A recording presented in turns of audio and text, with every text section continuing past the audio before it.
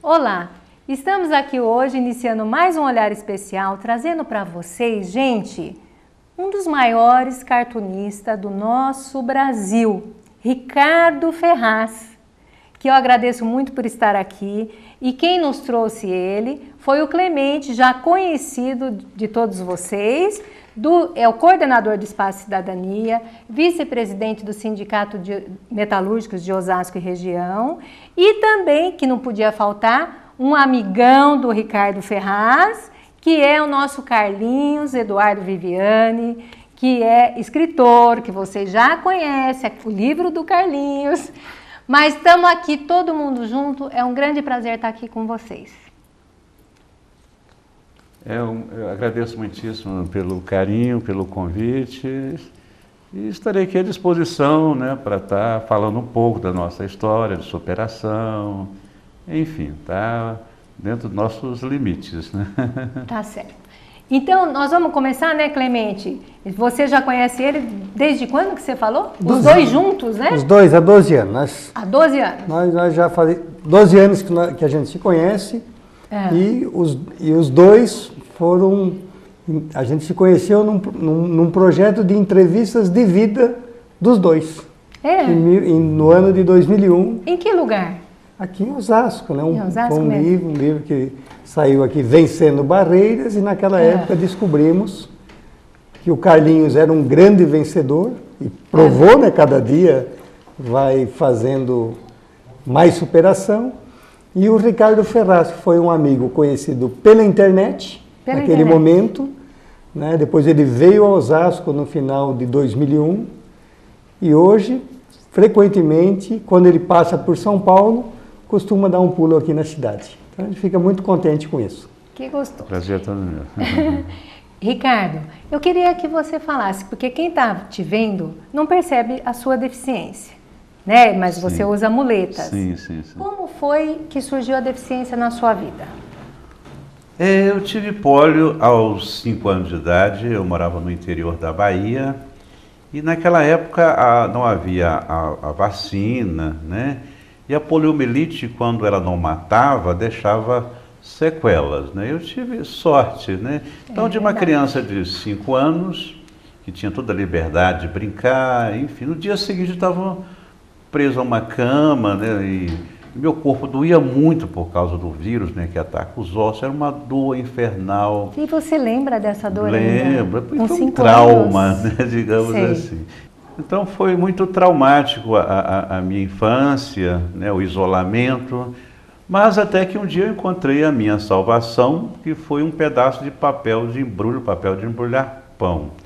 Como não tinha um lápis naquela época, eu peguei um carvão de lenha e comecei a rabiscar de uma forma lúdica. Quando eu rabiscava, o tempo passava porque eu preenchia o vazio da minha mente, né?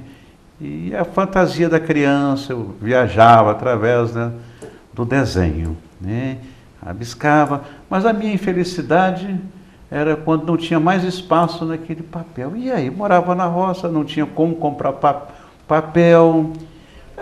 Aí a dor voltava, né? Minha mente ficava vazia, né?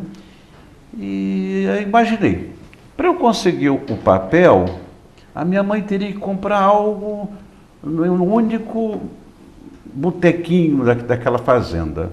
Aí eu falei, tem uma ideia. Aí começava a chorar. Mãe, eu quero pão, estou com fome. Aí minha mãe pegava um cavalo, andava quilômetros para comprar os pães. Quando ela chegava com aquele pacote, sabe o que eu fazia? Eu esperava ela sair do quarto, pegava os pães, jogava fora e ficava com o papel, né, para rabiscar. Então assim começou a minha paixão e o meu amor pelo desenho, e até hoje eu acredito muito na arte. Eu acho que eu fui salvo pela arte, né? Então a arte foi importante em 2 momentos, né? Na minha infância, onde eu superei toda essa dor, né, através da arte, E em 1981, que foi proclamado pela ONU como o Ano Internacional das Pessoas com Deficiência, já morando em Cachoeiro do Itapemirim, e o tema da ONU era participação, plena igualdade de direitos, né? Mas era um tema que era uma utopia diante de uma cultura da sociedade que éramos invisíveis perante o olhar da sociedade. Éramos vistos como inválidos, aleijados, entrevados, o coitadinho, o aleijadinho, outros adjetivos preconceituosos, né? E falar de dignidade para essas pessoas que invisíveis, né, perante o olhar da sociedade. E naquele tempo não havia um meio de comunicação, como hoje, a internet. Não restou outra alternativa a subir todos os morros da cidade, que Cachoeiro do Itapemirim tem uma topografia muito acidentada, mas o que me deparei com um quadro assim, do extremo da segregação, encontrei jovens até amarrados em suas camas, e alguns pais diziam, ele fica amarrado porque ele é muito nervoso, só assim eu consigo trabalhar em paz, né? Como hoje as mães amarram seus filhos usuários de drogas, né? Sim. E eu fiquei perplexo com aquele impacto, né, ao ver um jovem que nunca tinha visto sequer a luz do sol, né? E falei, e agora? Como que eu vou falar para a sociedade desse quadro, né?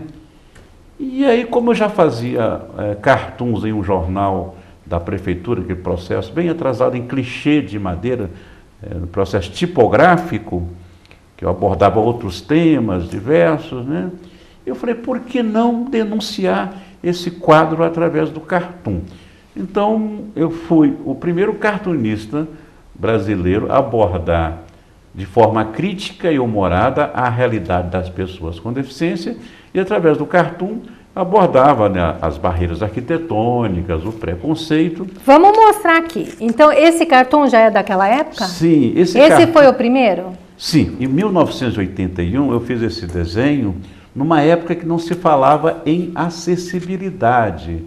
E, então, acredito que essas barreiras que impedem o acesso, né, desse cidadão no dia a dia, ferem um direito universal de ir e vir, né? Então esse foi um dos primeiros, numa época que não se falava em acessibilidade. Depois comecei a fazer exposição com o título Visão e Revisão, Conceito e Preconceito. Foi uma exposição... Que aí já entra esse livro? Não, esse livro foi depois. Né? Então depois a gente mostra. Primeiro o cartoon, depois foi uma exposição aqui, continua? Itinerante. Esse daqui? Né? Esse foi mais recente, né? O preto e branco, na época, eu preferi o preto e branco porque retratava uma realidade.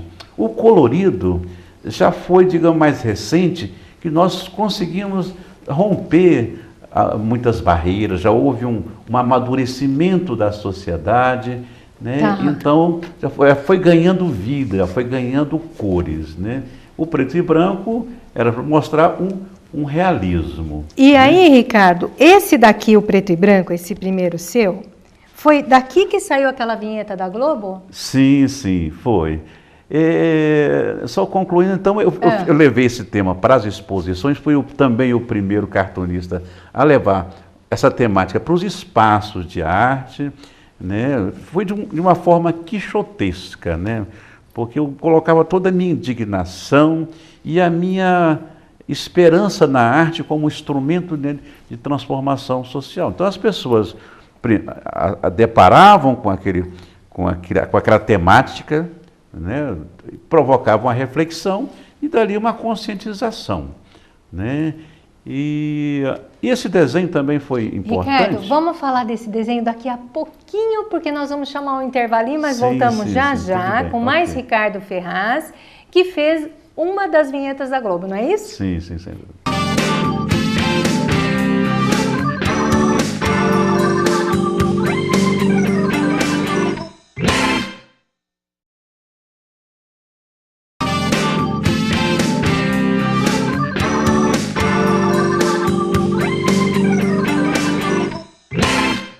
Gente, estamos aqui hoje no Olhar Especial com vocês, Ricardo Ferraz, um dos maiores cartunistas do Brasil, hoje muito especializado, apesar que ele faz tudo, né? Faz para editoras, mas assim, na parte de pessoas com deficiência é o Ricardo Ferraz, né, Clemente? Ele que fez a cartilha do Espaço Cidadania, não é isso?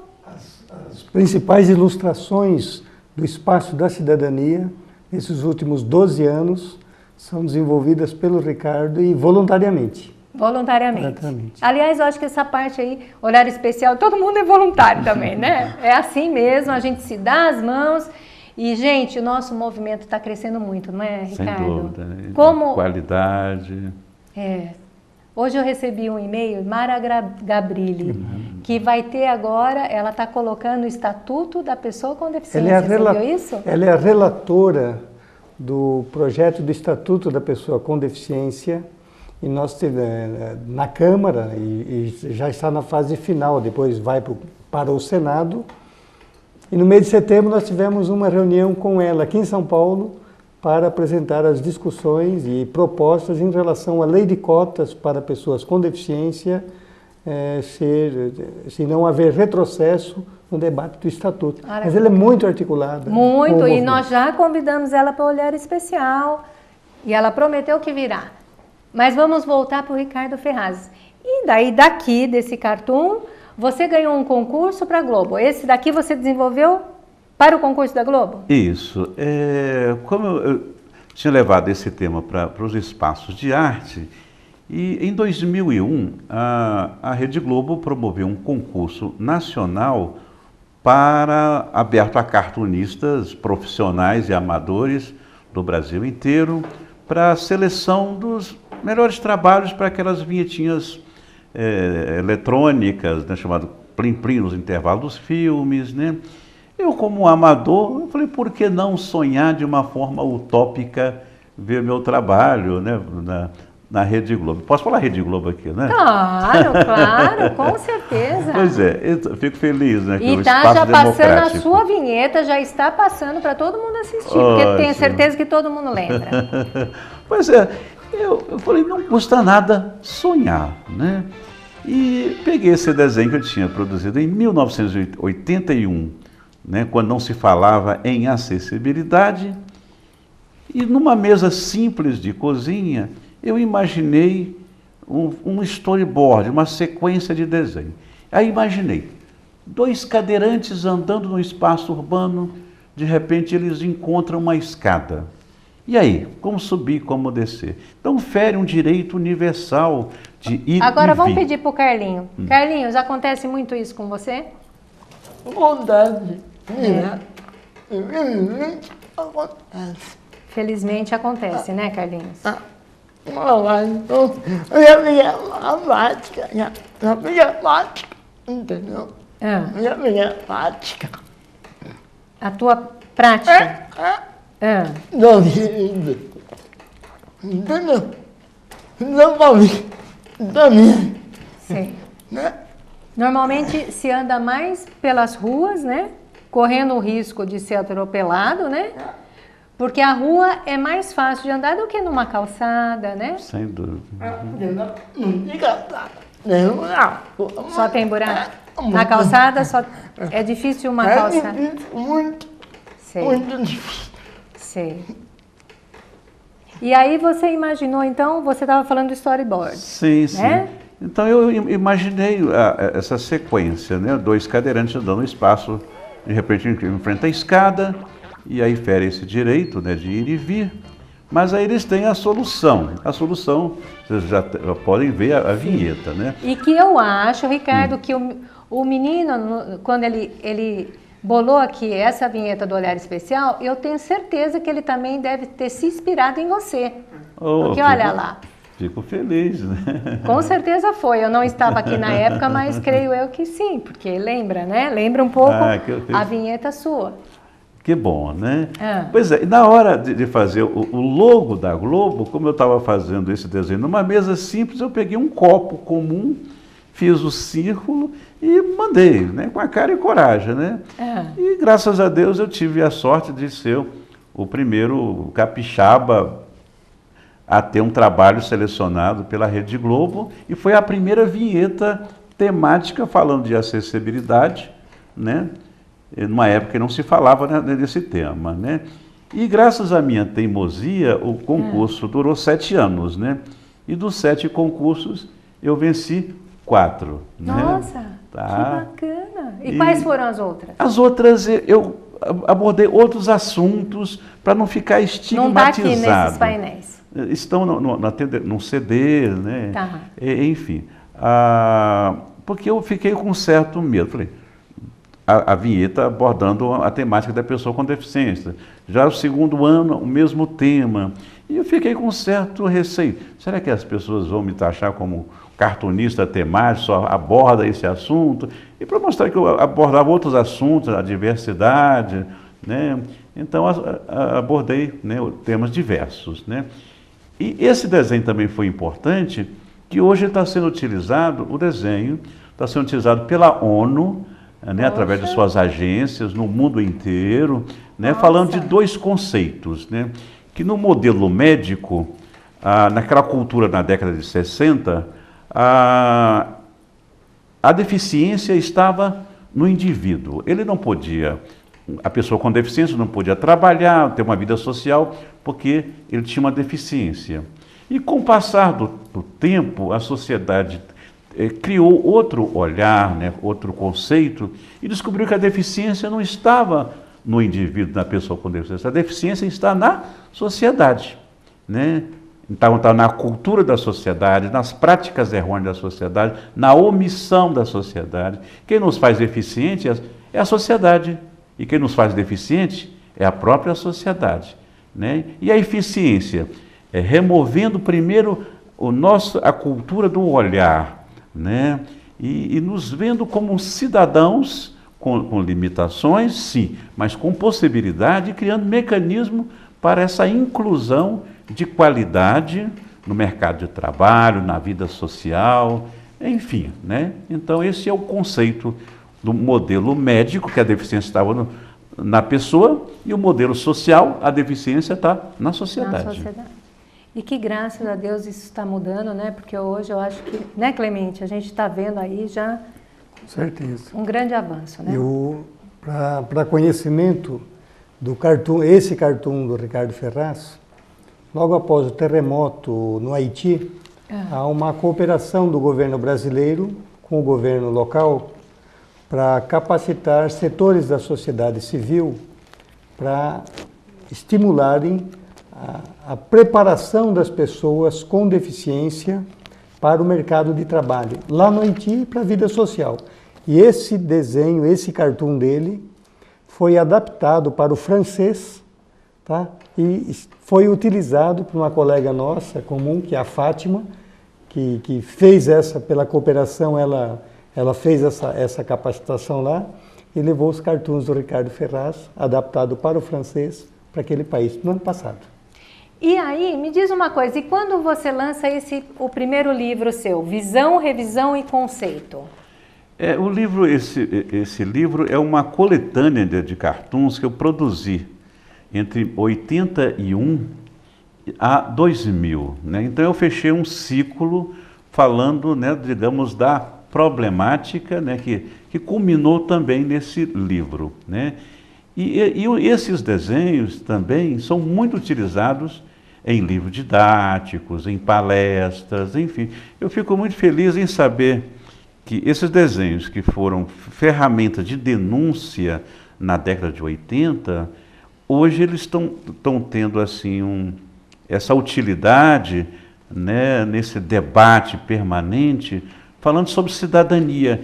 E os livros didáticos, né, que utilizam esse desenho para provocar essa reflexão, porque é um tema que passa necessariamente pela educação de qualidade, né? Então, esse é o meu maior prêmio, é ver que o meu trabalho está dando essa contribuição, né, nesse olhar, quebra de paradigmas, né, acreditando, né, que a arte remove montanhas, né, e falando de cidadania, enfim, né?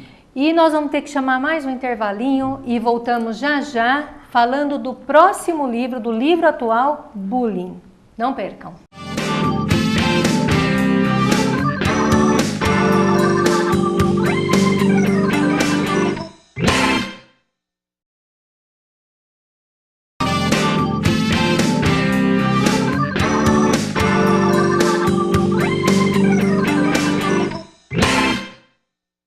Gente, hoje o Olhar Especial está aqui numa festa com o Carlinhos, o Clemente e uma pessoa incrível, um cartunista maravilhoso, Ricardo Ferraz, que está aqui com a gente falando da sua vida. E aqui nós vamos falar também do próximo livro, né, Carlinhos? Bullying. Próximo livro não, já é o livro atual. Mas, Carlinhos, você está querendo fazer uma pergunta para o Ricardo Ferraz. Não dá, mas não tem nenhum nada, né? Então, Carlinhos está perguntando, gente, o que mudou, né, na sua vida? Na vida dele. A vida dele, antes e depois dos desenhos. O que mudou? Olha, acho que é uma pergunta importante, né? Porque antes do desenho eu era apenas um pacato cidadão, e às vezes até cheio de complexo, eu não assumia a minha deficiência, escondia a minha deficiência, complexado. A luta pela cidadania me fez uma pessoa mais consciente, uma pessoa mais responsável e me deu toda essa abertura, né? Hoje meu trabalho é conhecido a nível nacional, reconhecido, né? Nacional e internacional, graças à arte, essa arte temática, né, por ter levado essa temática para a arte, e houve esse reconhecimento da sociedade. Então esse foi o maior prêmio, o reconhecimento que a arte me deu, né? Então, graças à minha deficiência, se eu também não tivesse tido a deficiência, eu também seria uma pessoa, um cidadão pacato, né? Então a deficiência me proporcionou a ser uma pessoa, digamos, mais consciente, e através da arte, daquela arte do papel de embrulhar pão, e levei, né, hoje eu utilizo a arte como instrumento de cidadania, né? Então, isso foi muito positivo na minha vida. Tá certo. E agora vamos perguntar a respeito do bullying. Por que falar do bullying? O que te trouxe para falar de um assunto, gente, tão importante que nós estamos vendo aí na mídia, né? Que você falou do cyberbullying. Sim. Conta para nós tudo que está aqui resumidamente, que nós vamos passar essas pagininhas aqui para vocês verem. Olha, eu não sou um escritor, sou apenas um cartunista, não sou um estudioso no assunto, mas eu via sempre, né, na televisão essa palavra bullying. Um jovem pegou uma arma numa universidade e matou dezenas de estudantes, professores, era vítima de bullying. Que palavra é essa, né? Até que um dia tive a curiosidade, estava lendo um artigo sobre o tema, e eu fiquei perplexo a causa, os reflexos que essa violência faz na vida do ser humano.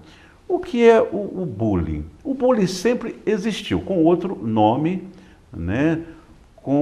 Sob o manto da brincadeira, a brincadeira de mau gosto, né? A gente ria, né, de uma pessoa colocando apelidos maldosos, né? Porque a nossa satisfação era ver aquela pessoa zangada. Quanto mais aquela pessoa zangava, para a gente era um motivo de alegria, né? Então, quer dizer, o bullying sempre existiu, mas de uns tempos para cá ganhou assim, proporções, né, muito grandes, e com essa ferramenta também da internet, a gente está vendo, digamos, uma mudança de comportamento da juventude de hoje, a falta de limites, a família desestruturada.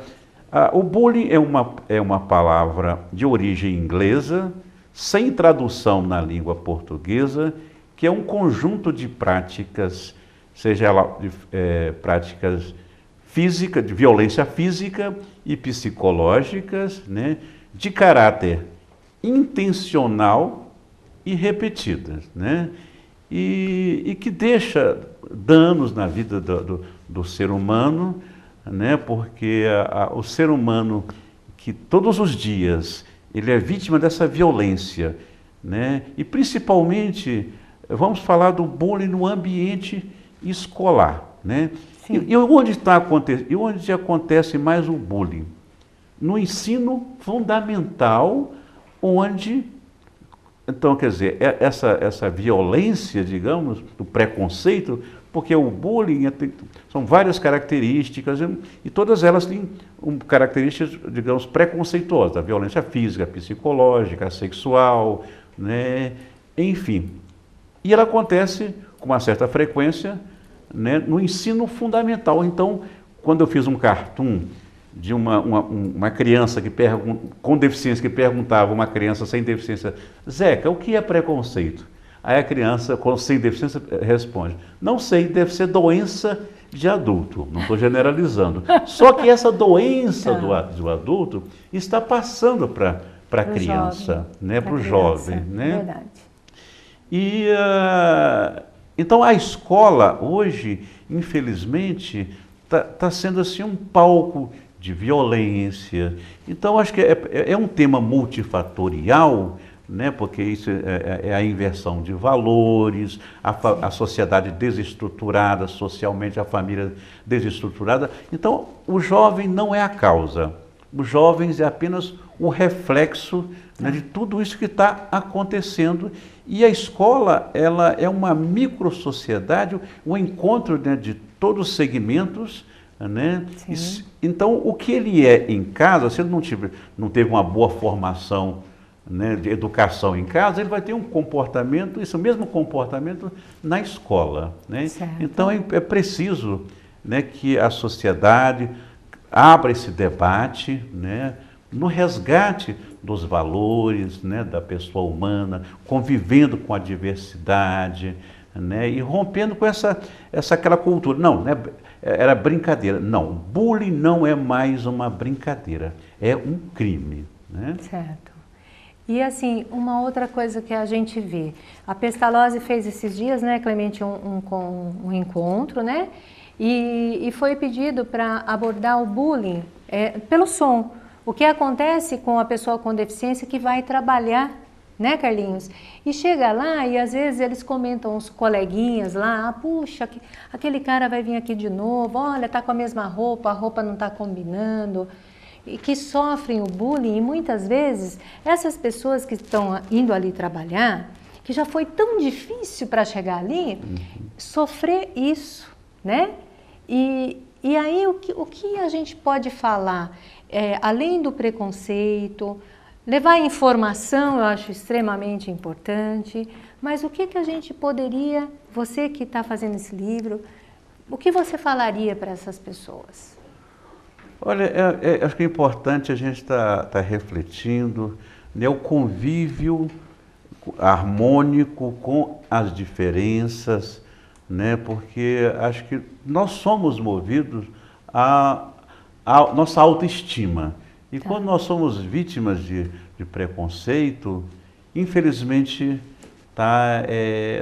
fere, né, acho que o direito, né, de viver, de ter um sonho, enfim. Então, acho que é preciso abrir um debate na sociedade, falando do resgate da família. A família é fundamental, porque os pais precisam estar repassando os valores para essa criança, porque a criança que sai educada de casa, ela é educada na escola, né? Então, tem que ser um conjunto de ações, né, em prol dessa sociedade, onde há uma convivência com as diferenças, né, sem preconceito.